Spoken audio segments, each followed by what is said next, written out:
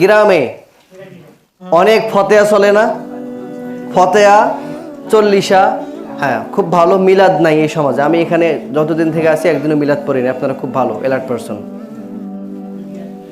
তো এই মিলাদ, এরপরে ফতেয়া, চল্লিশা, বছর কি, যেগুলো আমরা মানুষকে খাওয়াই, এগুলো আসলে আমরা যদি ইসলামের দিকে তাকাই, আল্লাহ রাসূল সাল্লাল্লাহু আলাইহি সাল্লামের জামানার দিকে তাকাই, সাহাবায়ে কিরামদের দিকে তাকাই, তাবেঈদের দিকে তাকাই, তাহলে আমরা কখনোই কোনোভাবে দেখতে পাই না যে মানুষ মারা যাওয়ার পরে, যেই বাড়িতে মানুষ মারা যায় সেই বাড়ির লোকজন গ্রামের লোকদেরকে খাওয়াবে। এটা আমরা কোথাও পাই না,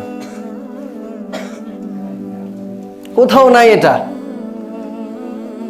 অথচ যে বাড়িতে লোকজন মারা যায়, আল্লাহ রাসূল উৎসাহ করেছেন যে যে বাড়িতে লোকজন মারা যায় সেই বাড়িতে তোমরা খাবার পাঠাবে। কি করবে? খাবার পাঠিয়ে দিবে। আমরা ওই বাড়িতে খাবার পাঠিয়ে দেওয়ার কোনো চিন্তা ভাবনাই আমাদের ভিতরে নাই। মানে কিভাবে আপনি খাবেন এই চিন্তা নিয়ে আপনি মগ্ন। অমুক ব্যক্তি মারা গেছে, ফতেয়া কোন দিন? অমুক দিন, ঠিক আছে। বা মারা গেছে 3 দিনের পরে ফতেয়া করার সুযোগ হয় নাই, তবে কবে করবে এটা আপনি শুনে নিলেন সুন্দরভাবে। ওই ব্যক্তি যে মারা গেছে ইনা নিলেও বললেন না, ওই ব্যক্তিটা জান্নাতে যাকে এ দোয়াও করলেন না, এখন খাবার টেনশন। এটা কোনো হইল? হ্যাঁ, এই গ্রামে একটা কথা বলে না, খাউ পার্টি বলে কি না? তা আপনি আমি কি সেই খাউ পার্টির লোক নাকি? মানুষ মারা গেছে, কোনো দোয়া নাই, কিছু নেই, এখন কোন দিন মিলাদ এই কথা প্রশ্ন করে আপনি বসলেন। আপনি শিক্ষিত একটা মানুষ, আপনি কেমন করে মিলাদের কথা বলেন? হ্যাঁ, শোনেন, এই সমাজে যে প্রচলিত অনেক কিছু আছে না, এগুলো আমাদের সমাজে, আমাদের এই রন্ধ্রে রন্ধ্রে অনেকভাবে চলে এসছে। তার মধ্যে বিশেষ করে ফতেয়াটা কোত্থেকে আসছে জানেন? হিন্দুদের কাছ থেকে আসছে। হিন্দু ভাইরা, হিন্দুদের মধ্যে যখন তাদের কোনো ব্যক্তিবর্গ মারা যায় তারা কি করে জানেন? শ্রাদ্ধ করে। শ্রাদ্ধ মানে কি? মৃত ব্যক্তির খাবার, মৃত ব্যক্তির খাবার। তো এখন হিন্দুরা যখন এটা করলো, এখন মুসলমানরা চিন্তা ভাবনা করলো আমাদেরও তো খাওয়ার দরকার আছে, আমাদেরও তো খাইতে মন চায় নাকি? তো তখন তারা কি করলো? এই ফতেয়ার ব্যবস্থা করে দিল। তাদের শ্রাদ্ধ আর আপনার কি ফতেয়া, জিনিস কিন্তু একই, শুধু নাম আলাদা। কি আলাদা? যৌতুকও যা, ডিমান্ডও তাই না? ডিমান্ডও যাকে বলে, যৌতুকও তাকে বলে না, একই, শুধু পরিভাষা আলাদা। ইন্টারেস্ট যাকে বলে সুদও কিন্তু তাকেই বলে, শুধু পরিভাষা আলাদা। বুঝবেন? পরিভাষা দিয়ে কোনো লাভ নাই, মূল জিনিসটা আপনাকে রিয়েলাইজ করতে হবে। এটা যদি হালালের ভিত্তিতে হয়, হাদিসের পদ্ধতি অনুযায়ী হয়, ইসলামের পদ্ধতি অনুযায়ী হয়, তাহলে এটা জায়েজ। আর যদি এগুলোকে উপেক্ষা করা হয় তাহলে এগুলো কখনোই কোনোভাবে জায়েজ হবে না। এই জন্য মনে রাখবেন, এই ফতেয়া যে আমরা করি, ফতেয়া যে করি, এটা আল্লাহ রাসূল সাল্লাল্লাহু আলাইহি সাল্লাম কখনো করেন নাই, সাহাবায়ে কিরামরাও করে নাই। কোনো আলেম, কোনো বড় আলেম, বিজ্ঞ আলেম, যিনি কোরআন হাদিস থেকেই মানুষকে সুন্দরভাবে লেকচার দেন, উনি কখনোই দেখবেন যে এই কথাগুলো বলে না। ফতেয়া, এরপর 40 এগুলোর কথা কেউ বলেছে? কখনো বলে নাই। এখন আমরা মনে করি কি সারা জীবন তো মানুষের বাড়িতে গিয়ে খেয়েছি, এখন আমরা যদি না খাওয়াই কেমন হয়? এই যে আমরা যদি না করি কেমন হয়, আমরা যদি না বলি কেমন হয়, আমরা যদি না দেই কেমন হয়, এই কেমন হয় পাশে লেগে কিছু বলে, পাশে লোকে কিছু বলে, এই টেনশন, এই একটা চিন্তা ভাবনা নিয়েই যে আমরা এগুলো করি, এই জন্যই আমাদের সমাজের কোনো পরিবর্তন নাই। সমাজের কে কি করে করুক, আপনি করবেন না, হয়ে গেল। সমাজকে পরিবর্তন করে দিতে অনেক লোক লাগে না, একজন লোক হলেই সমাজকে পরিবর্তন করে দেওয়া সম্ভব। একজন হাদি হলেই সকলের ভিতরে জিহাদের উদ্দীপনা ঢুকিয়ে দেওয়া সম্ভব, কোনো অসুবিধা নেই। একজন ব্যক্তিই পারে, যদি উদ্দীপনাময়ী কোনো ব্যক্তি হয় তাহলে উনিই পারে পুরো সমাজের চিত্রটাকে পরিবর্তন করে দেওয়ার। এজন্য আমি বলি যে সমাজে যে সমস্ত কুসংস্কার আছে, যে সমস্ত প্রচলিত বিধান আছে, এগুলো আমরা কখনো করব না।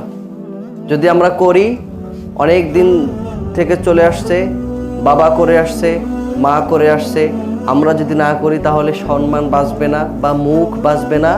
এগুলো যদি আপনি করেন তাহলে আপনি বিদআত করলেন। কি করলেন?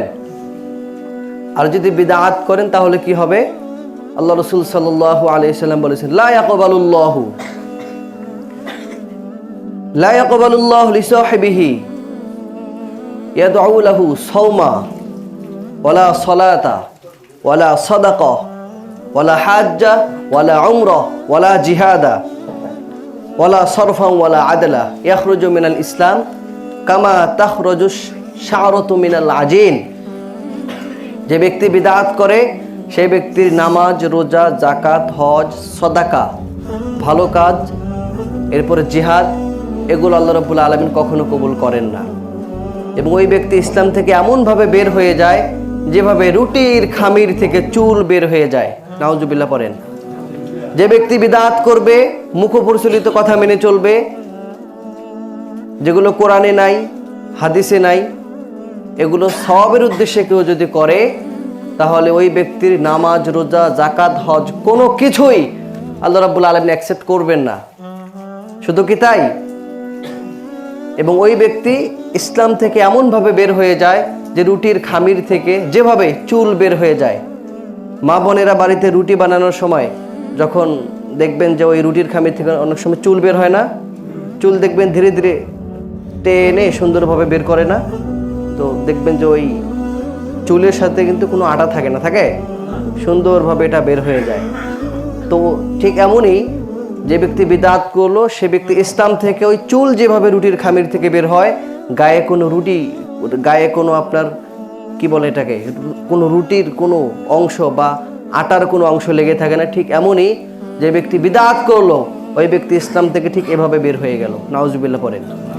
শুধু কি তাই, কঠিন কিয়ামতের দিন আল্লাহ রাব্বুল আলামিন যেদিন তার বান্দাদেরকে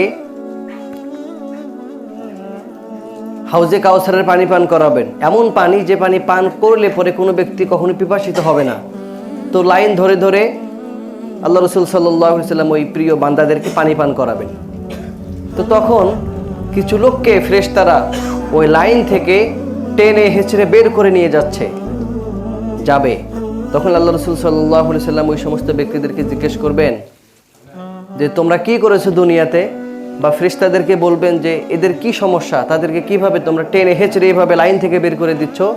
তখন আল্লাহ রাসূল সাল্লাল্লাহু আলাইহি ওয়াসাল্লামকে বলা হবে এরা হচ্ছে ওই ব্যক্তি যে আপনি ইসলামটাকে পৃথিবীতে যেভাবে রেখে এসেছিলেন সেই ইসলামের মাঝে সংযোজন, বিয়োজন, সংমিশ্রণ করেছে, কিছু ঢুকিয়েছে, সেখান থেকে কিছু বের করে নিয়েছে, সুবিধা মতো কিছু আমল করেছে, সুবিধা হাসিলের জন্য, স্বার্থ হাসিলের জন্য অনেক কিছু তারা সেখানে তৈরি করেছে। তখন আল্লাহ রাসূল সাল্লাল্লাহু আলাইহি ওয়াসাল্লাম বলবেন যে এই সমস্ত ব্যক্তিদেরকে আমার চোখের সামনে থেকে দূরে, অনেক দূরে সরে দাও, আমি তাদেরকে আমার দু চোখ দিয়ে দেখতে চাই না। নাউজুবিল্লাহ বলেন। এজন্য বিদআত খুব কঠিন জিনিস।